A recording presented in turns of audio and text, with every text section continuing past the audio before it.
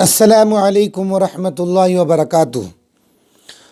آج اردو کا سبق ہے۔ اردو زبان کی پہلی کتاب ہماری چل رہی ہے۔ 13 سبق ماشاءاللہ مکمل ہو چکے ہیں۔ ان کے الفاظ اور ان کی مثالیں اچھے انداز میں بتا دی گئی ہے۔ اب جو ہے سبق نمبر 14 ہے۔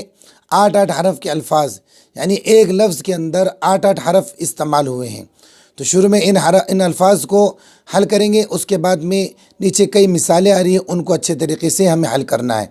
چونکہ زبر زیر پیش نہیں لگے ہوئے ہوتے ہیں تو ان کے تلفظ کو ہمیں جو ہے سن کر اچھے انداز میں درست کریں گے، تاکہ جو ہے ہماری اردو درست ہو جائے۔ تو چلیے بسم اللہ الرحمن الرحیم۔ سبق نمبر 14 ہندوستان۔ کیا پڑھیں گے اس کو؟ ہندوستان۔ اردو زبان کی پہلی کتاب بھی ہم ساتھ میں رکھ لیں تو بہت اچھا رہے گا۔ تحصیلدار، تو اس کے اندر 8 حرف استعمال ہوئے ہیں۔ تحصیلدار، ایماندار، غیر حاضری، دانش مندی، دیا سلائی، کارگزاری۔ تو یہ کچھ الفاظ اس اوپر آئے ہیں جس کے اندر 8 حرف استعمال ہوئے ہیں۔ اب جو ہے کچھ مثالیں نیچے دیکھیے۔ بیماری کی وجہ سے غیر حاضری ہوئی۔ اتنی مرتبہ پڑھیں ہم اس کو کہ ہر مثالیں ایک ایک سانس میں پڑھ سکیں ہم۔ بیماری کی وجہ سے غیر حاضری ہوئی، آج کی غیر حاضری معاف فرمائی جائے، آج کی غیر حاضری معاف فرمائی جائے۔ ہندوستان میں دیا سلائی کا کارخانہ ہے۔ خالف خان نون اور یہ آخر میں ہے، کارخانہ ہے۔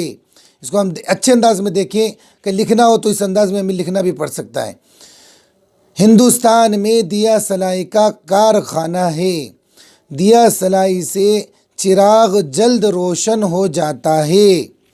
تحصیلدار نے دانش مندی سے انتظام کیا۔ ایک ساتھ بولیے، تحصیلدار نے دانش مندی سے انتظام کیا۔ جو کارگزاری کرے گا وہ ترقی پائے گا، جو کارگزاری کرے گا وہ ترقی پائے گا۔ بے اجازت غیر حاضری کرنا دانش مندی کی بات نہیں۔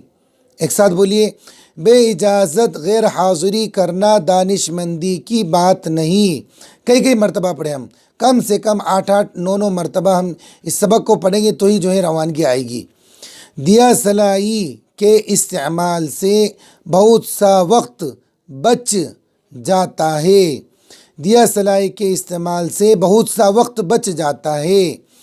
ہندوستان میں کھیتی کا پیشہ بہت زیادہ ہے، ہندوستان میں کھیتی کا پیشہ بہت زیادہ ہے۔